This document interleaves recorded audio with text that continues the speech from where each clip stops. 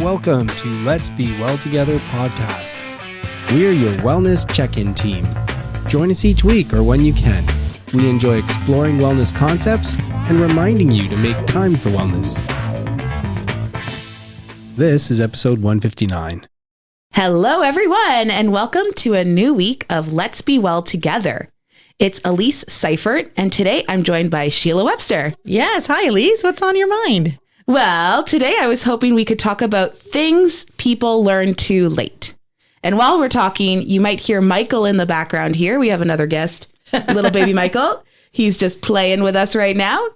But today I was hoping to talk about things people learn too late. So I have a list of some items that people might learn later in life that are very important. First, everything is temporary. Life isn't fair. Family matters more than friends. Anger is always fear. A lifetime isn't forever. The biggest risk is taking no risk. Things don't matter that much. Happiness is a choice. You played it too safe. Money lets you be yourself, so go get it. Wow. Some of those are so deep. It's like, Oh my be goodness. a whole conversation, Yes. right? But a lot of those, I definitely do feel like you learn them later in life. Like you wish that you could learn this earlier. Like the fact that life is not fair. Life is not fair. That no. one, I was like, yeah. And as a kid, when you're growing up, you know, everything's fair. Everyone wins a prize and everybody wins. And it's like, no, you need to learn life is not fair. You need to accept that and then accept yourself. Like, because as a dancer, that really bothered me. I was like, oh my God, she's got longer legs than me or nicer feet than me or her turnout's better. And it's like, no, you have to accept yourself for who you are, what you have. Life is not fair. So deal with it. Right. Like accept it and deal with it. Move on. Like it's a really good life lesson to learn young, I think. And they don't do that young. Not at all. So there's one that really hit me. What about you? I think the first one, everything is temporary, hit me, especially right now, be the baby. Yeah. Because sometimes you go through phases with the baby, at least in the beginning with the newborn phase. I would just freak out. You know, I'd have a bad day or a bad night. I'm like, this is going to be every night now. Yeah. But it's not. It's not at all. And you read that all the time. People say, oh, it's just a temporary phase. They'll get through it. Once they're through it, you'll forget all about it. And then something else will come up. And then you'll be on the next thing. And I was like, how am I going to forget this? This is terrible. This is the worst thing I've ever gone through in my life. And then I came out of it and I was like, oh, it was all temporary. None of it was permanent. And the changes, it happened so fast. I don't know why I got so freaked out about it. Yeah. I would just... There was a lot of things going on in that stage, right? The newborn stage, and plus you just had the baby and then the hormones and all that. So it is understandable that you're going through that. Yes. So don't think like, what was my problem? But yeah, life is not permanent. Things change, you know? Oh, yeah. Your problems today are not going to be your problems tomorrow. So it's kind of nice having that experience now. I feel like I'm better at just taking things and saying, okay, we're going to roll with it. Tomorrow will be a new day. Tomorrow will be a new day. The fear one surprised me. Fear one says, anger is always fear. Also very interesting. Yes, because I don't know if I agree with that. That Okay. anger is always fear. Sometimes I'm just angry for missing something. Like if I miss garbage day, man, I'm angry, right? And upset with myself, I guess. But anger is always fear. What do you think of that? I think there were definitely times in my life where I've been angry because I'm nervous or anxious about something. So maybe that's where that's coming from. I'm angry about, I don't know, I'm thinking about recent events now because that's all I have in my mind right now. Right. But angry about a bad night where I didn't get a lot of sleep. And it's because I'm afraid, oh, what if tonight's also going to be a bad night where I'm not going to get a lot of sleep. Or yeah. So I can see where that can come from, but I don't know if every time I'm angry, it's always out of fear. Yeah, because I do think that sometimes when I'm angry, I'm not angry for the reason that I'm angry about. You know what I mean? I get angry about something and it's really not about that. So what is it about? Maybe if I look into it and I am afraid of something that could be going on or something that is going on or something. Yeah. So I'll just have to keep an eye on that one. Keep an eye on that one for sure. Anger is fear. Okay. Anger is fear. I know I did a training program at my school that was actually a parenting course that we did as teachers. Oh. And they talked about your shark music. Da, da, da, da. So things that make you angry that maybe your child does or another person does. And it triggers you for some reason because of your own personal experiences. Okay. So when you do find yourself getting angry at another person or at your child, you kind of want to look inward and think, why is this making me angry? Is it something that maybe I've been corrected on a lot as a child? So I think it's wrong that you're doing this. Like crying, for example, a child is crying and you're like, don't cry. Right. You shouldn't do that. Yeah, don't be upset. Where is that coming from? Is that because you've been told that? So just kind of looking inward and finding your shark music. Yeah. That's really interesting. I like the one that talked about taking chances.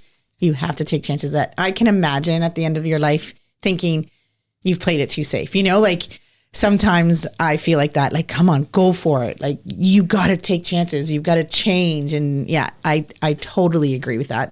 So definitely take chances. But it can be so scary to take chances. I know I've done a few experiences in my life where I'm going into it thinking, this is a huge mistake. What if this is a huge mistake? And what if this is terrible? And you get really nervous about it. And then you do it and you think that was the most amazing thing I've ever done. Or it was really terrible. And then you learn from that. You know what I mean? Like that was a huge mistake. That was a huge mistake. Like I feel like taking chances, it's not always going to be positive. No. Right? But you learn from those mistakes. That's the greatest thing. There's such growth in taking chances. So I am a huge advocate for taking chances, taking risks. Go for it. Go for it. Mm-hmm. The one that I wasn't so sure about is money lets you be yourself, so go get it. Well, I liked it because I often feel like people think money is bad. Okay, yeah. You know what I mean? So like encouraging you to go get money. It's okay to be ambitious? Yeah, it's okay to be ambitious. It's okay to make money because if you do good with that money, right, it really can help the world. Also, it does give you security. It does. Right? So that financial security, financial wellness is really important. So I do think it's important to have the stability. We need money. It's too bad that that's the way life is, that we have to have money in order to, have a house, have clothes, have a car, things that you need to live. But it gives you stability, which will just help with your life. So that's where that could come from for sure. Mm-hmm. The one thing I don't like, though, is the hustle culture where people think I need to be having these multiple jobs, creating income during my off hours, because I do think it's really important to take time to spend time with your family. And I find that often when you're told you have to be working outside of your work hours, you should be doing these online hustle jobs and selling in multi-level marketing programs. I think it takes away from important things like your social life and your mental wellness and your physical wellness. And maybe that's my take on that. No, maybe that's my privilege. Like I'm in a position where I don't really need that side hustle, but I also think that I try to live pretty frugally. Like I cook at home. We try not to live beyond our means, but at the same time, I am recognizing that I'm lucky to be in that position, that I don't need to have a side hustle in order to sustain my lifestyle. Well, yes and no. Like, I feel like today's world sets you up that in order to succeed, you need to have, a 3 to 4 bedroom house, double garage, 2 cars. Like you need all these things. You do not. No, you do not need all that stuff. And actually, if you get it all, you'll realize it's too much. I can't handle it. I can't handle everything. Maybe financially you can't handle it, but maybe you can't mentally, you can't clean it all or fill it with furniture. Like there's so many things that you need to make. Wait, what do I really need? Right. I think that's important that you're saying that hustle. I need this, I need that, I need more in order to feel like you've been a successful human in this life. That is not like things are not what you need, So if you just think for a minute, what do I need? And set your goals that way. And of course, again, though, you do need money to get anything, right? Yes. And I do understand what you're saying. Hustle culture, it's a drag. Like it would be really nice if we could just calm down and slow down and think a little bit more and about what you want, what you need, and what you can live without. Exactly. I think this is a really meaningful list of things that you might learn later in life and might be something that you want to start considering now to see how it can improve your life overall. Yeah, I agree. Guests are giving their time, expanding our minds. Today's interview is in the categories of mental and environmental wellness. We speak with Equus coach Sue Willoughby about horses and how Equus training helps her clients. Welcome, Sue. Hey, thanks for having me on the show, John. I really appreciate it. Sue Willoughby is the founder of Willoughby Coaching, where women over 40 confront personal obstacles and change the trajectory of their lives. Raised by a single alcoholic parent, Sue struggled with low self-esteem and learned from an early age to be self-sufficient and embrace discomfort. She came out at the age of 17 and struggled to find her place in the gay community, attempted suicide at 19, and was on a path of living hard and playing harder. Sue found coaching through her lifelong love of horses. They were always there for her to support her through some of the darkest and most difficult times of her life, and now she finds fulfillment in being the coach she wished she had in those challenging times of her life. Sue resides outside the Seattle area with a horse named Moose, 2 mini long-haired dachshunds, Benny and Buddy, and a VW bus called Arlo. So Sue, we'd like to find out about Equus coaching and how it helps people. Can we start by just finding out what is it? Like, what do you do? So Equus coaching is life coaching with horses. I use horses as my coaching partners because they provide a really amazing feedback loop for my clients. So when my clients are interacting with the horses, I'm looking at the horses' behavior because I'm very tuned into their behavior and their intuitive behaviors. And I'm also listening to my clients and kind of watching that loop and see what comes out of it, because it gives me really very good coaching opportunities to ask questions that might not normally come up during a regular talk coaching session. I've seen probably some movie or something to that effect where people were working with horses, and when they first started working and they were all tense, the horse kind of didn't open up, but as they kind of relaxed. Is that the kind of thing that you're talking about? Yes, absolutely. Yeah, that's a great example, because what happens is that horses are they're prey animals, and also they're herd animals. So they look to their other herd mates for feedback, and they're constantly assessing their surroundings. So every cell in their being is about survival, right? Because they're prey animals. So when you are in the presence of a horse, you are part of their herd. So they're looking to you to see and feel, more importantly, what they're getting from you.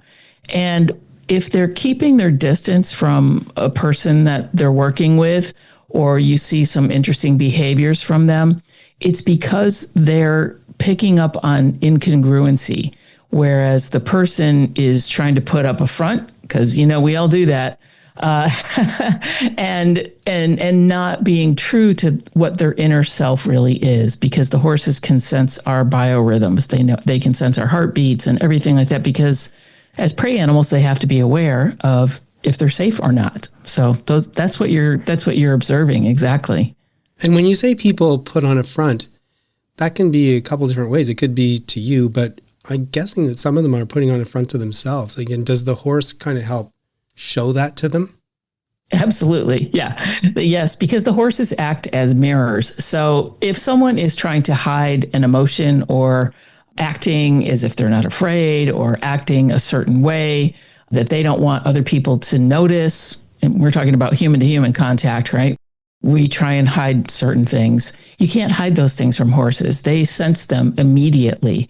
And the thing is, horses don't judge you. They don't care if you're afraid. They don't care if you are upset.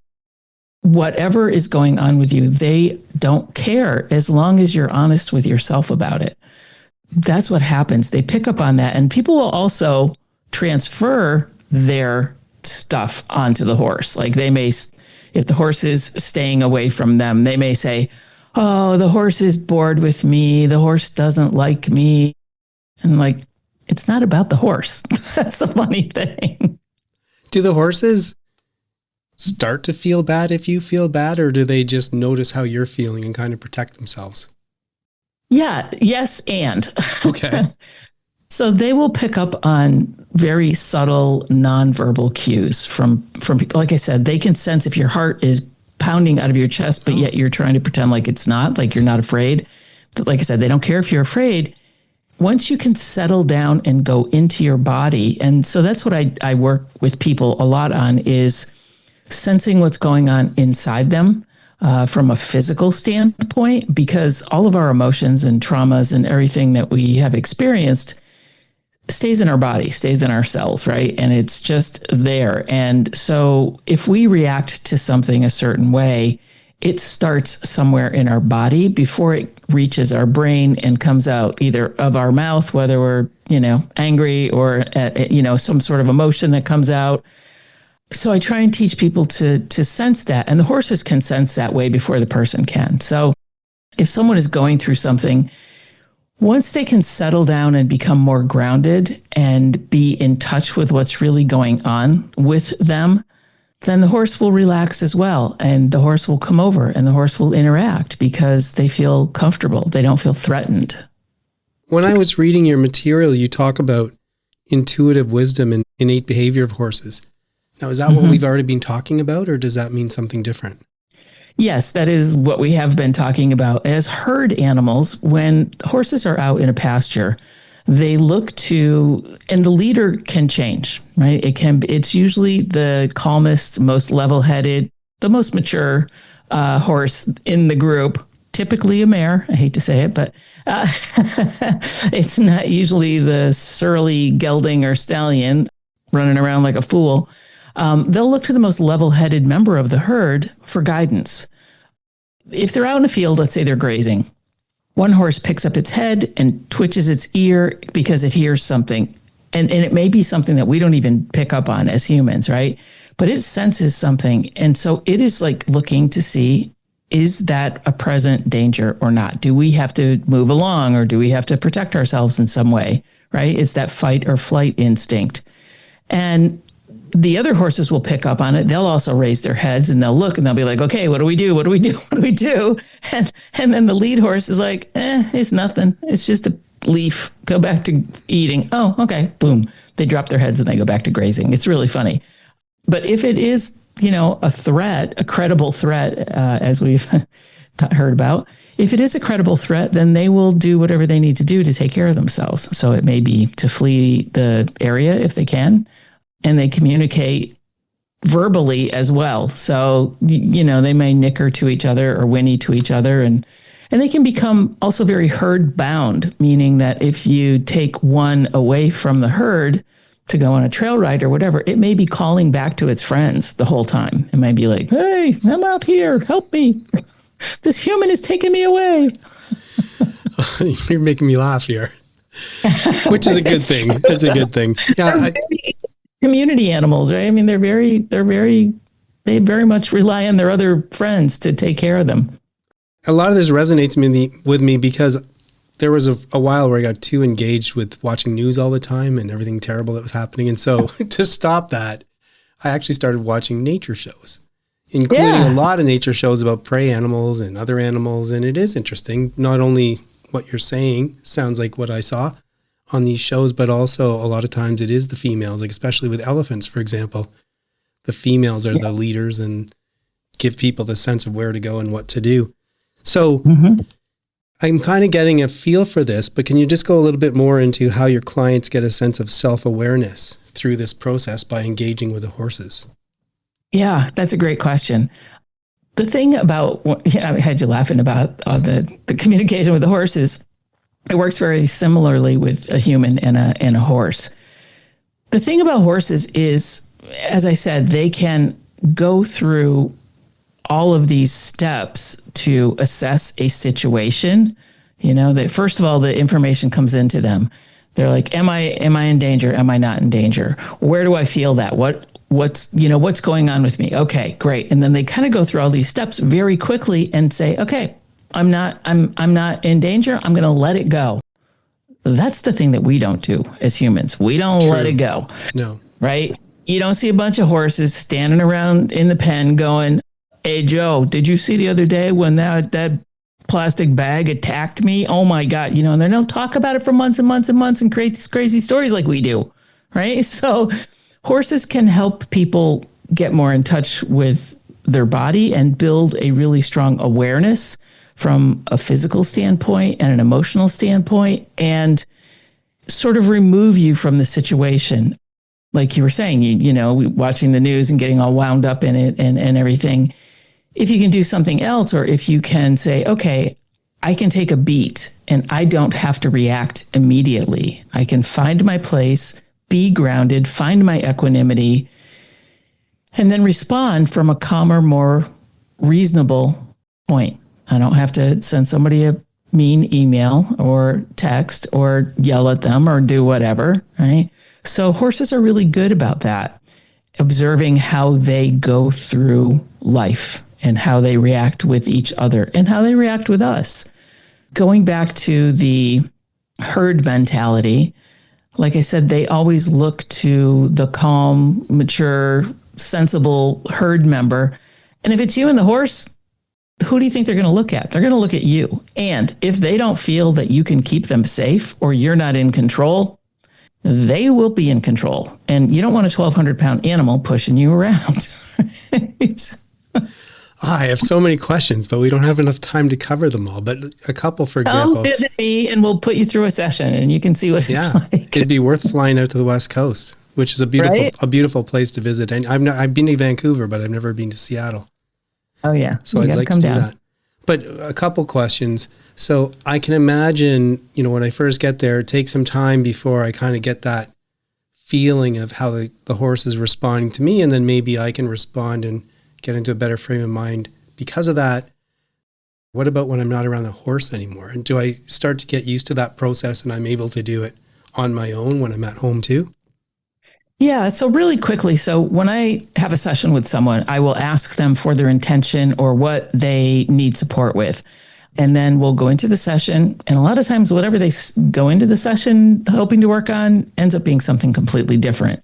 But when we start to wrap up the session, we'll go through, okay, here, tell me what is your takeaway from here? How can you take what you've learned in the arena back out into life? So I would ask you, what did you learn and what steps can you take that, what can you take away and practice out in real life? So it's pretty practical stuff. Yeah.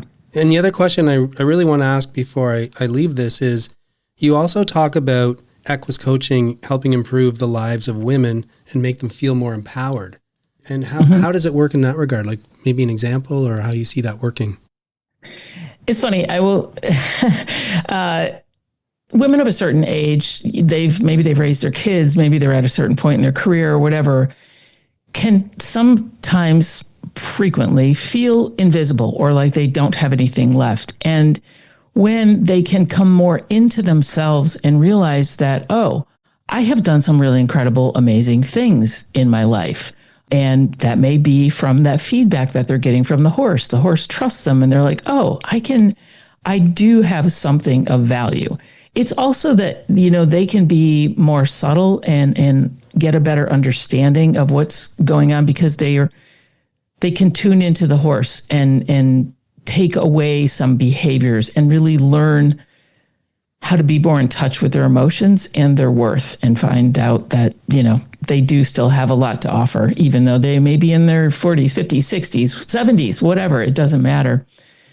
But it's very funny to watch sometimes when men come in to work with horses, they kind of go at it from a different perspective. And they're like, I'm just going to move this horse around the arena. And the horse is like, yeah, go ahead. I dare you. Bring it. Nice bring try. It. Yeah. Like I said, I'm just so intrigued by this. So I'm sure we'll have some more conversations someday, but we're getting toward the end and there is a question I ask every guest. But before I turn to that question, I don't want to leave anything out. Is there anything else you wanted to tell us about Equus coaching before we turn to that? I think it's something that is it's very experiential. I have had some people have really deep aha moments after just one session. And when they realize the horses are just so incredible at connecting with people and providing that mirror, right? And then they realize, oh my gosh, that's how I'm behaving. It's not the horse, it's me. So that's all I can say is it's just very, very powerful. And it's also fun. I just love nature and I love animals. And the thought of working on wellness with a beautiful creature like a horse, it just sounds amazing. So I wish you and your clients all the best when you go through that. So thank you. So we are a show about wellness, and I explore 8 different areas of wellness that I feel are meaningful to me. And we ask every guest the same question in a context where nobody can keep up with all their areas of wellness at any given time. So we do a mini wellness check-in. So Sue, are you currently neglecting an area of wellness in your life? And if so, can you think of even one thing you could do to foster wellness in that area? Yeah, that's a great question. And the answer is yes. And once again, I have a pretty good morning routine. I get up, I make coffee, I come back, I journal, I write, I do some reading, I do whatever. But there was a piece I was missing, and I recently read the 5 a.m. Club. I'm more of a 6 a.m. club kind of person. I used to get up at 4:30 to go to the boxing gym, but I don't do that anymore. So the one piece of it's like a 20-20-20 thing. And the one piece that I was missing is the physical piece, the exercise piece. Now, I'm not inactive. I do a lot of stuff with horses and everything.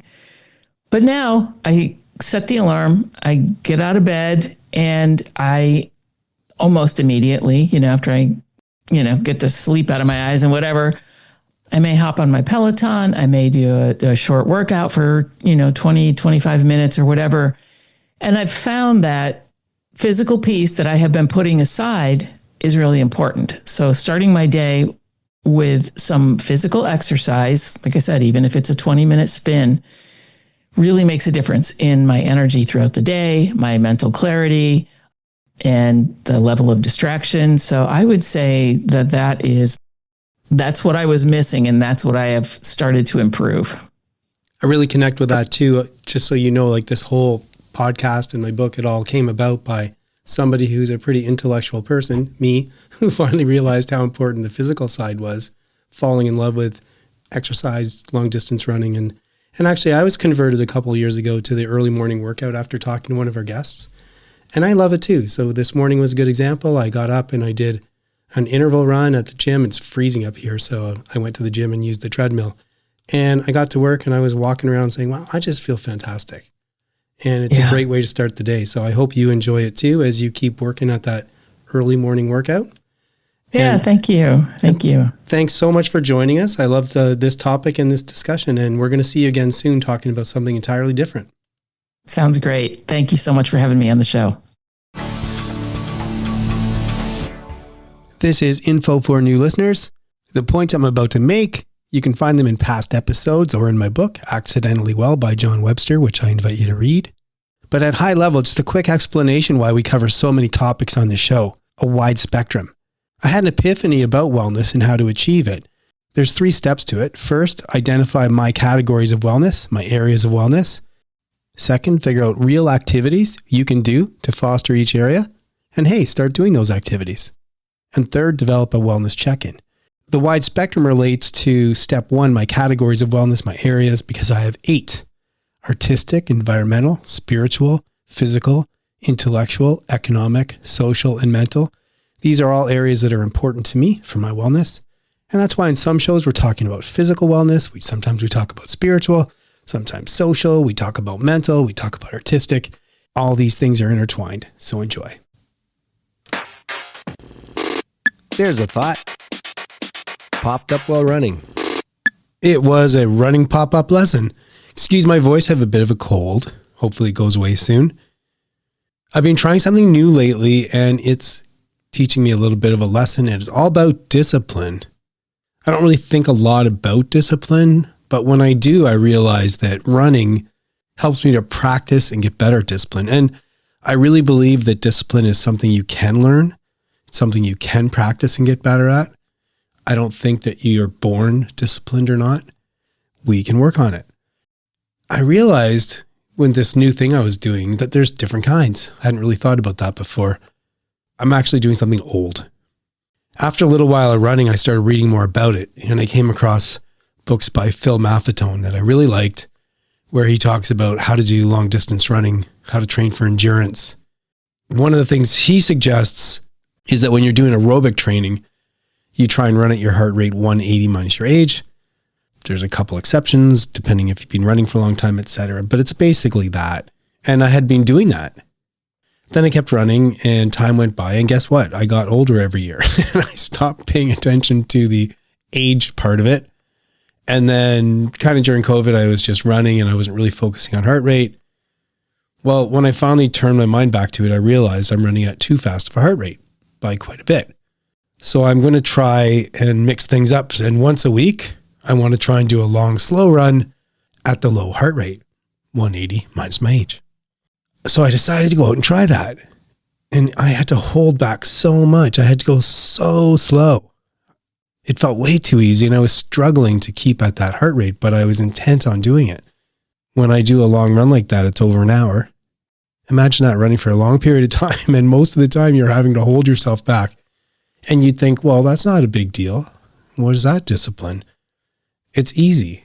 And it is easy because I'm not pushing myself. I'm not stressing myself. My legs don't hurt. My lungs don't hurt. I could easily do this. It's almost like going for a walk. And it took so much discipline. I realized then that there's different kinds of discipline that running helps me practice. One of them is that one to just get out there when you're supposed to. I tend to run 3, sometimes 4 times a week. They're usually pre-scheduled. Just that discipline to get out there and do it on the day you're supposed to do it is huge. And on interval day, it's a different kind. On interval day, I go hard for a certain amount of time and then relax for the same amount of time. Hard, relax, hard, relax. And by the time I get to the 4th, 5th, 6th interval, it's hard to do the last half of the hard part. But you teach yourself to go through it and do it. So you're pushing through a bit of anaerobic pain. And of course, having run marathons, that discipline when your body is saying stop, just stop. And you somehow find a way to keep putting one foot after another. That's a different kind of discipline. That one also involves moving when you're feeling a lot of pain. Anyway, I realized how surprised I was that the easiest physical one, going slow, not pushing myself, keeping the heart rate low, something I could do for a long time, something that wasn't creating pressure in my body, was turning out to be one of the hardest things to master, one of the hardest disciplines to have. Okay, well, let's leave on a pleasant note and say thank you, running, for helping me practice and learn discipline. Please remember that we're not providing advice. We hope to inspire you to work towards balance, and we urge you to consult with qualified people if you need advice. The people on the show are speaking in their personal capacities. Their views expressed are their own, and don't represent the views or opinions of their outside contacts, their employers, or anyone else. We try to get things right, but we can't guarantee everything we say is correct, or that the things we talk about will work for you. Let's be well together, and let's be sure to do that in a safe way. And it's sign-off time. It's Elise here with John and Sheila. Hello. Hey, I had a really fun week this week because Michael and I took a visit down to Kitchener. Mm-hmm. So we came down in the middle of the week and we got to visit with a lot of family who haven't had a chance to meet Michael yet. So that was really exciting to introduce him to new people. And I also met up with some friends and it was really great. I got to see a lot of different people who have kids at different ages and stages. Mm-hmm. So it was nice to see, oh, this is something to look forward to. And oh, this is something that maybe I will not look forward to, but we're going to go through. Yeah. And it was a lot of fun to have a really kind of social week because maternity leave can be a little isolating at times. Mm-hmm. So I really enjoyed that. And this week I'm trying to get outside more, but it's just really hard with the cold weather, the wind, and the snow. Yes. Oh, man. Like every day it's snowing. It's just hard to trudge through the snow. So I'm working on it, trying to have no excuses, and we'll see how that goes. It's hard. It's really hard. How about you, Sheila? Well, I had a great week visiting with Michael. It was so nice that you guys were able to come down. And then I had a very theatrical weekend, actually. So I got a call from my sister-in-law asking if I wanted to see Forever Tango, which was at the Center in the Square. So I went to see that. And then on Sunday, we went, because it's Black History Month, there was a presentation with a Black singer named Michelle Lee.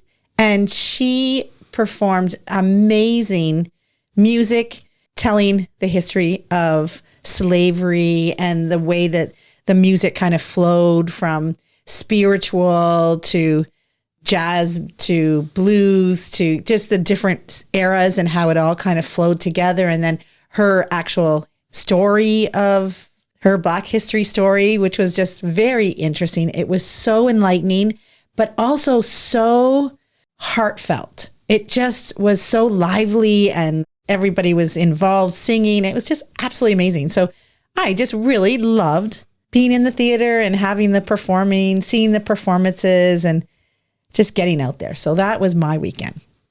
Lovely. What about you, John?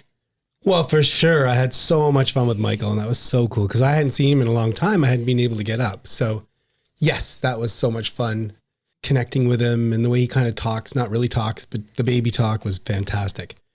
And then I was really busy. I'm still doing the secret project that I'm not mentioning yet.